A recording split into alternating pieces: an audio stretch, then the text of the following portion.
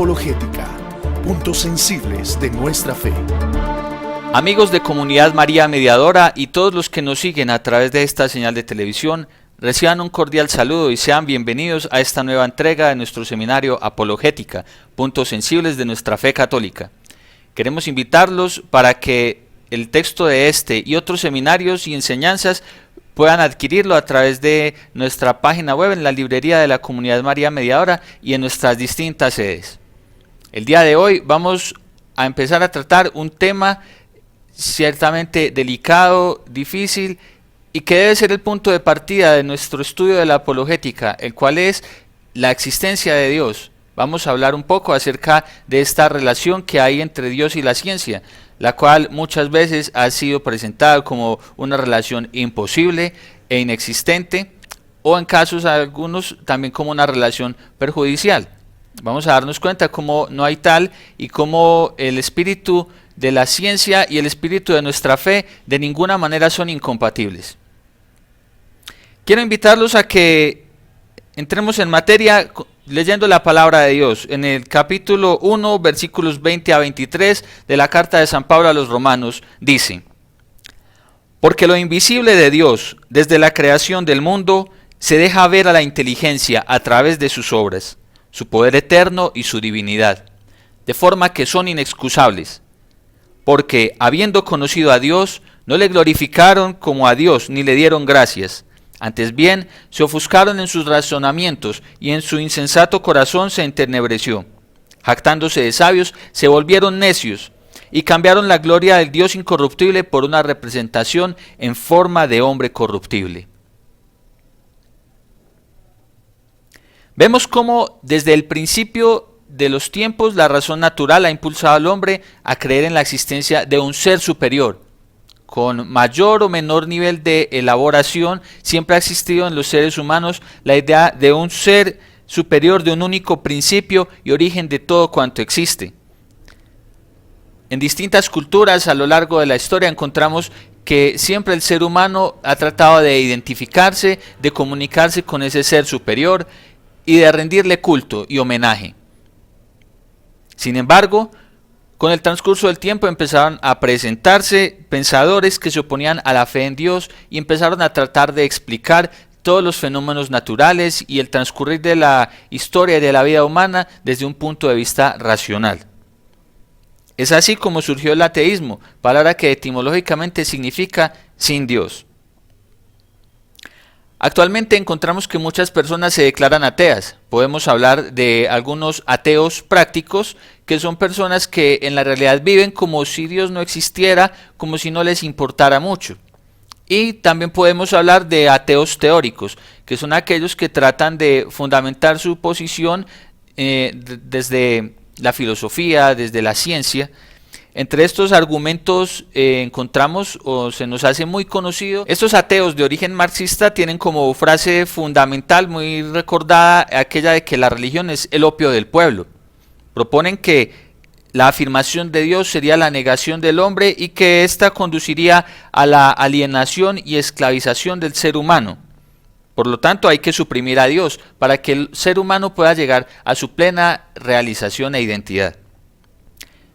Así como entre los ateos marxistas también encontramos ateos entre la comunidad científica, quienes proponen que el universo puede ser explicado totalmente con argumentos sacados de la misma ciencia y que la idea de un Dios, de un ser superior creador, es superflua e innecesaria.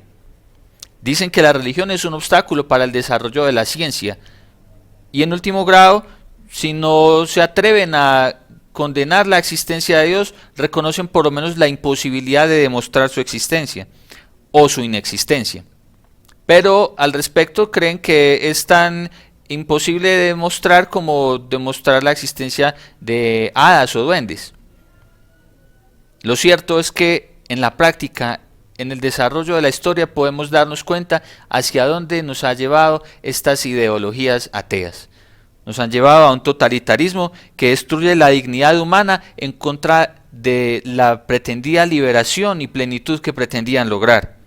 Un pueblo que abandona su sentimiento religioso cae preso de la inmoralidad, de la desesperanza, su vida empieza a carecer de sentido de trascendencia.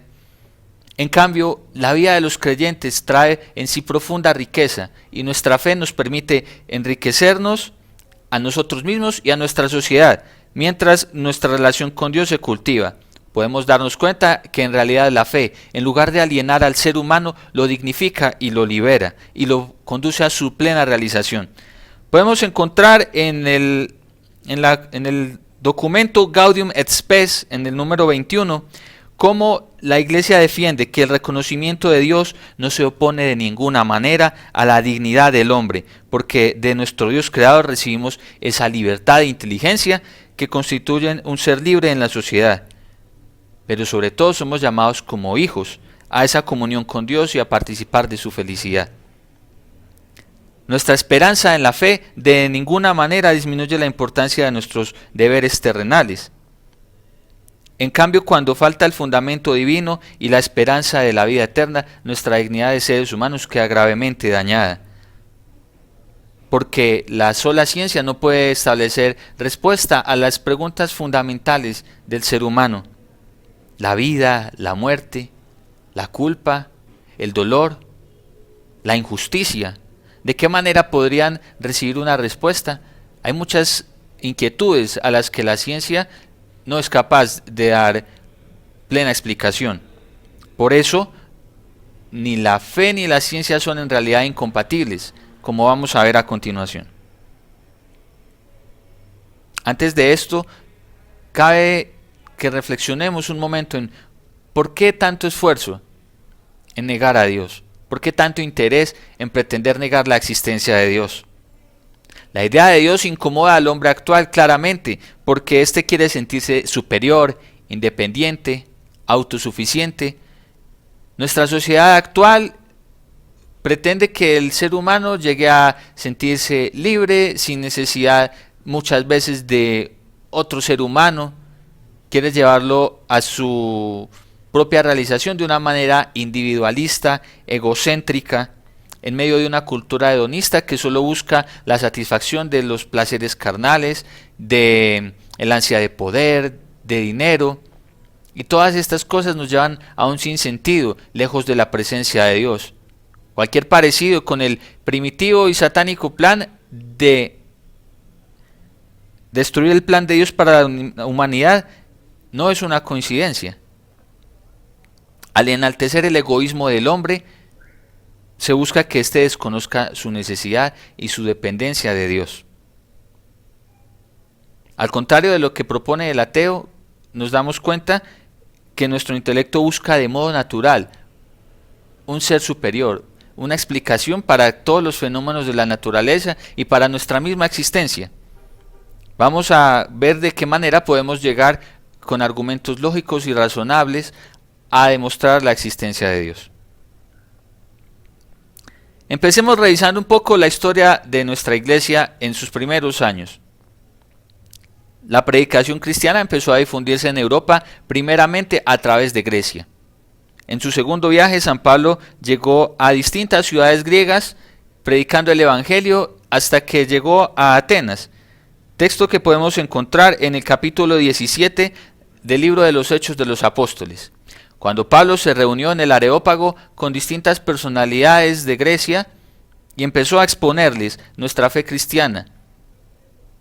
Llama la atención este versículo con el que Pablo empezó a entrar en sus corazones, hablándoles de esta manera: Atenienses, veo que ustedes son por todos los conceptos los más respetuosos de la divinidad, pues al pasar y contemplar sus monumentos religiosos, he encontrado también un altar en el que estaba grabada esta inscripción: al Dios desconocido. Pues bien, al que adoran sin conocer, ese es el que vengo yo a anunciarles. Tras la predicación de Pablo, algunas personas fueron escépticas, algunas personas fueron curiosas, pero lo más importante es que algunas personas también se adhirieron a la fe y empezaron a conocerla, empezaron a interesarse y a caminar con Pablo en nuestra iglesia.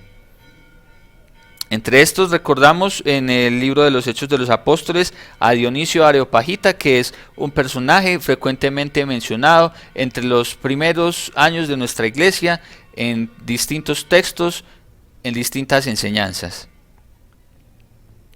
Con el tiempo, el diálogo entre el pensamiento cristiano y el pensamiento griego se fue afianzando, de manera que diversos elementos de la filosofía griega fueron fundamento posteriormente para explicar distintas verdades de nuestra fe.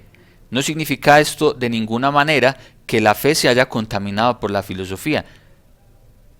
Contrariamente a esto, lo que encontramos es que desde el razonamiento lógico se pueden hallar diversos puntos que nos permiten establecer un fundamento claro y firme, sin ninguna duda y con total certeza de racionalidad acerca de la verdad en la fe. Apoyándose en algunos elementos de esta enseñanza filosófica, encontramos como Santo Tomás de Aquino, un doctor de la Iglesia muy respetado, cuya enseñanza es aún fundamental en la formación para sacerdotes, también como para los fieles de nuestra Iglesia. Este santo, como mencionábamos, estableció 5 caminos, llamados 5 vías, para discernir, para demostrar la existencia de Dios, de las cuales en este momento vamos a analizar solo 3. Quédenos como tarea y como invitación para nuestra formación cristiana, investigar las otras 2 pendientes. Vamos a dar un rápido repaso a estas vías. La primera vía que plantea Santo Tomás parte del estudio del problema del movimiento, analizado en la filosofía, y a partir de este problema, de este estudio, Santo Tomás nos plantea este razonamiento que vemos a continuación. Es evidente que hay movimiento en todos los seres, esto nos es claro por la experiencia. Al movimiento no nos referimos simplemente como desplazarnos de un lugar a otro, sino en un sentido general a que un ser reciba una perfección de la cual antes no estaba dotado. Como un ejemplo podemos decir que el agua en determinado momento, estando fría, se calienta y adquiere una perfección, o sea, una cualidad que antes no tenía. De esta manera en general nos referimos al movimiento. Todo aquello que se mueve recibe su movimiento a su vez de otro ser. Ningún ser puede darse un movimiento a sí mismo. Ese es un problema que también se analiza en la filosofía, explicando que un ser no puede estar al mismo tiempo en acto y potencia respecto a una misma cosa. Es decir, en nuestro ejemplo del agua, podemos comentar que el agua no se calienta por sí misma. Necesita que un agente externo, en este caso el fuego, le transfiera esa posibilidad de calentarse. Entonces, todos los que se mueven reciben su movimiento a su vez de otro ser, y este a su vez de otro ser, y así sucesivamente. Sin embargo, no podemos continuar indefinidamente buscando un ser que dio el movimiento al siguiente, y luego el anterior y el anterior. Es forzoso que lleguemos a un principio. Si no hubiera un primer motor no movido que transmitiera este movimiento a todos los demás, pues de ninguna manera podría existir el movimiento, porque no habría una razón suficiente, no habría una explicación racional de este movimiento. Ejemplo, tenemos un vagón que es arrastrado por una locomotora. En el tren podemos ver que hay un vagón enganchado a otro vagón y así sucesivamente hasta que encontramos una primera locomotora. Pero si hubiera una sucesión indefinida de vagones hasta el infinito y más allá, como decía la película, ¿qué pasaría si de todos modos no existiera una locomotora? No habría movimiento. Se parece un poco al famoso problema del ¿quién fue primero, el huevo o la gallina? Es necesario establecer que haya un primer ser, porque es repugnante una idea de una cadena infinita de huevos y gallinas. Después de estas reflexiones es imperioso aceptar que tiene que existir un primer motor no movido que comunica el movimiento a los demás, y de esta manera nos acercamos a la idea de Dios. Este primer motor no movido sería Dios. Una segunda vía planteada por Santo Tomás se basa en algunos principios fundamentales de la ciencia. uno de los cuales se llama principio de causalidad y explica que todo cuanto empieza a existir tiene una causa de sí. Un ser que empieza a existir no es un ser necesario, porque si fuera necesario habría existido siempre. Y como no es necesario, no tiene en sí mismo la causa de su existencia, sino que debe haberla tenido en otro ser. Y es así como llegamos a la segunda vía. Es claro que todos los seres comienzan a existir y que todo ser que empieza a existir tiene en otro anterior la razón de su existencia. Hay una sucesión ordenada de razones o causas eficientes que están subordinadas unas a otras. De una manera sencilla podríamos decir que hay una sucesión de porqués. Pero ninguna cosa puede ser causa de sí misma, porque estaría violando algunos principios científicos, como el principio de contradicción. Y de manera similar a la primera vía encontramos que no es posible prolongar indefinidamente hacia atrás las causas de todo cuanto existe, sin que lleguemos a necesitar de una manera racional una primera causa incausada, a la cual venimos a llamar Dios. Es necesario que existiera esta primera causa eficiente, este primer ser necesario, el único ser necesario para poder explicar la existencia de todos los demás. Vamos a adelantarnos, como les comentaba, hacia la quinta vía. Nos queda de tarea, por favor, que investiguemos la tercera y la cuarta para complementar nuestra formación. Y esta quinta vía hemos dado en llamarla del gobierno del mundo. Podemos observar que hay un perfecto orden en todos los fenómenos y todos los seres de la naturaleza. En general, todos los seres se comportan de una misma manera que los tiende a llevar a un objetivo claro, que les resulta el más conveniente. De esta manera se logra la conservación, el desarrollo y la evolución de las distintas especies y de los distintos seres, así como el orden del cosmos. El orden tan perfecto que observamos en la naturaleza nos lleva a exigir de una manera racional la existencia de un ordenador superior. Si no fuera así, el comportamiento de la naturaleza y de todos los seres sería un comportamiento aleatorio y errático.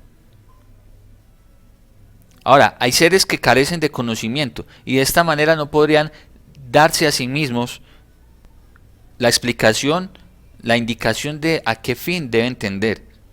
Es preciso reconocer la existencia de un ser inteligente que traza el camino, que traza el objetivo hacia el cual se dirigen todos los seres. Esta suprema inteligencia ordenadora la llamamos Dios.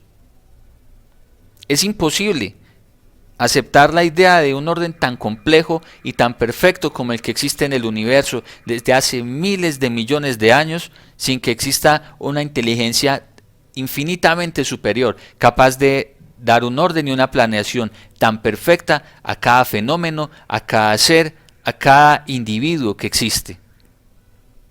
Analicemos como ejemplo la palabra inteligencia. Esta palabra está compuesta de 12 letras y mediante un sencillo procedimiento matemático podemos demostrar que si lanzáramos las letras al azar, sería preciso lanzarlas más de 479 millones de veces antes de que quedaran ordenadas de una manera perfecta conformando la palabra inteligencia. Si así es con una sola palabra, imagínense cómo sería si tratáramos de ubicar al azar todas las letras que componen una página de un libro, o el mismo libro, o todos los libros de una biblioteca. Asimismo, ¿cómo es posible explicar a través del azar, como muchos científicos ateos pretenden, todo el orden tan perfecto desde la molécula, desde el átomo, desde la partícula más pequeña hasta los astros, planetas, estrellas y galaxias más complejas y alejadas de nuestra Tierra? ¿Cómo es posible explicar esto simplemente por el azar? ¿Cómo las trayectorias tan perfectas, tan exactas de los astros, que los astrónomos pueden calcularlas con precisión desde mucho tiempo atrás, podrían ser explicadas por el azar? Nos resulta muy claro, muy lógico, que un orden tan perfecto requiere de una inteligencia superior. A través de estas 5 vías, de las cuales hoy hemos visto 3, podemos encontrar argumentos sólidos y muy claros, llenos de plena racionalidad para explicar la existencia de Dios. Sin embargo, no dejan de presentarse algunas objeciones, las cuales veremos brevemente. Algunos científicos plantean que las leyes naturales bastan para explicar el orden de la naturaleza. Sin embargo, tendríamos que plantear, ¿de dónde surgieron estas leyes? ¿Acaso se formaron a sí mismas? Si aceptáramos que una ley natural se formó por sí misma, estaríamos violando el principio de contradicción en la ciencia. Una primera objeción muy común en contra de la existencia de Dios plantea que las leyes naturales son suficientes para explicar el orden de la naturaleza. Sin embargo, esta idea nos lleva a preguntarnos, ¿y cómo se formaron dichas leyes? ¿Acaso se formaron ellas mismas? No es posible que leyes tan perfectas que expliquen un orden tan preciso sean un fruto simplemente del azar. Además, si aceptamos que las leyes se formaron a sí mismas, estaríamos violando un principio fundamental de la ciencia, conocido como principio de contradicción, en el cual encontramos que una cosa no puede ser y no ser al mismo tiempo. Si estas leyes operaran antes de su existencia, estarían violando este principio, por lo cual no es un argumento lógico ni válido pretender que las solas leyes de la naturaleza bastan para explicar el orden claramente presentado. Una siguiente objeción nos dice que todo lo que existe es susceptible de verificación a través del método científico, y puesto que no es posible demostrar la existencia de Dios de manera científica, por esto tendríamos que decir que no existe Dios. Sin embargo, al referirnos aquí al método científico, nos encontramos en la idea positivista de que solamente podemos conocer aquello que percibimos por los sentidos, y que solo podríamos conocer la materia y las leyes que rigen la materia. Esto es falso, porque además de nuestros sentidos, contamos con nuestra inteligencia, y hay conceptos que nos invitan a estudiar, a reflexionar. Hay realidades inmateriales, como el amor, la bondad, la maldad, el talento, las virtudes, las leyes económicas y sociales. ¿No tienen ninguna explicación acaso porque no podemos palparlas con los sentidos? Además, la sola idea de que el conocimiento científico es el único verdadero conocimiento es en sí una idea filosófica, y alguien que pretende emplear una idea filosófica en contra de la filosofía pues se desacredita inmediatamente. Y la objeción más común que encontramos ante la existencia de Dios es: si Dios existe, ¿por qué hay mal en el mundo? Si Dios es la causa de todo cuanto existe, entonces ¿también Dios es la causa del mal? Claramente hemos visto que Dios es el único ser necesario y que de Él dependen todos los seres y todo cuanto existe. Así, de alguna manera Dios participa de todas las acciones de los seres humanos. Pero es importante que profundicemos un poco más en el asunto del mal. El mal es la privación de un bien propio de un ser. Por ejemplo, ya que el sentido de la visión es propio de nuestra naturaleza, entendemos como malo el carecer de esta visión. En tal caso hablamos de un mal físico, porque es un bien que falta, que pertenece al orden material de las cosas. También tendremos que hablar de un mal moral, que es la privación de una perfección moral en el ser que debiera tener. Por ejemplo, en nuestro caso, la deshonestidad es un mal moral, porque naturalmente estamos invitados a la justicia. El mal, en cualquiera de los dos casos, no existe por sí mismo, sino que existe en un sujeto, que como ser, inicialmente es un ser bueno. En toda acción mala podemos distinguir al ser que la comete, que como dijimos es un ser esencialmente bueno, y el acto cometido, que al infringir el orden moral es malo. Dios es la causa de todos los seres, pero Él nos ha dado plena libertad, y cada uno de nosotros somos responsables de nuestros actos. Por eso no podemos aceptar que Dios sea el causante del mal, porque la falla no está sino en el orden moral que resulta del ejercicio de la libertad humana. Si Dios permite el mal, es por respeto a la libertad del hombre. En su infinita sabiduría, Él nos ha creado con libre albedrío, con la posibilidad de decidir. Si no fuera de esta manera, ninguna de nuestras acciones tendría un mérito.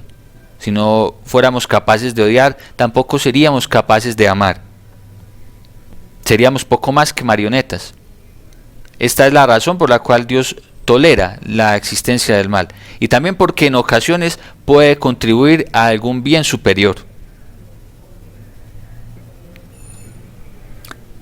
Para concluir, recordemos que aun cuando muchos científicos racionalistas tratan de argumentar con fiereza a veces en contra de la existencia de Dios, por cada uno de estos hay cientos de científicos a lo largo de la historia, y algunos de los más brillantes que siempre han defendido la idea de un ser superior.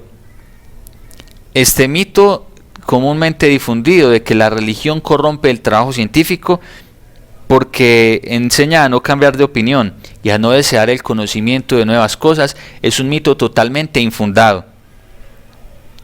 En la historia de la humanidad podemos encontrar cómo la Iglesia en general ha sido favorable al trabajo científico. De hecho, recordemos cómo en la Edad Media es por iniciativa e impulso de la Iglesia como surgen las primeras universidades, cómo se empezó a rescatar mucho conocimiento de la época griega, mucho conocimiento venido de las naciones del Medio Oriente, en los monasterios, en las abadías y en las universidades, como les comentaba, empezó a cultivarse, a cuidarse y a desarrollarse cada vez más el conocimiento científico. Muchos de los más grandes científicos son formados en colegios y universidades católicas. De hecho, en la Santa Sede existe una academia pontificia a la cual se vinculan muchos estudiosos de gran prestigio a nivel mundial en el campo científico, incluso muchos que ni siquiera son católicos. Por otra parte, muchos de los más brillantes científicos de toda la historia, sean cristianos o judíos, también musulmanes, han sido motivados a profundizar en su conocimiento de la ciencia como un acto de reconocimiento y de alabanza, casi podríamos decir, a su creador. Porque al mismo tiempo que cultivaron sus estudios, fueron fervorosos creyentes. Podemos hablar desde Leonardo da Vinci, por ejemplo, un famoso y reconocido ingeniero, matemático y artista católico. O Blaise Pascal, un famoso matemático, teólogo inclusive de origen protestante. Alexis Carrel, que fue un famoso médico reconocido como ateo, incluso fue premio Nobel de Medicina en el año 1912 y recibió su conversión al presenciar curaciones y milagros en el santuario de Lourdes. Un famoso matemático también como Carlos Gauss. Y podríamos estar muchas horas citando a personalidades de la ciencia junto con sus descubrimientos, entre judíos, cristianos, musulmanes y personas de otras creencias, que a la par con su trabajo siempre han defendido y enaltecido la idea de este ser superior, de este Dios que nos ha concedido la existencia, y que en una próxima enseñanza veremos cómo, además de la existencia, ha querido revelarse a nosotros. Muchas gracias por acompañarnos en esta enseñanza y hasta una próxima entrega de nuestro seminario Apologética, Principios Sensibles de nuestra Fe Católica.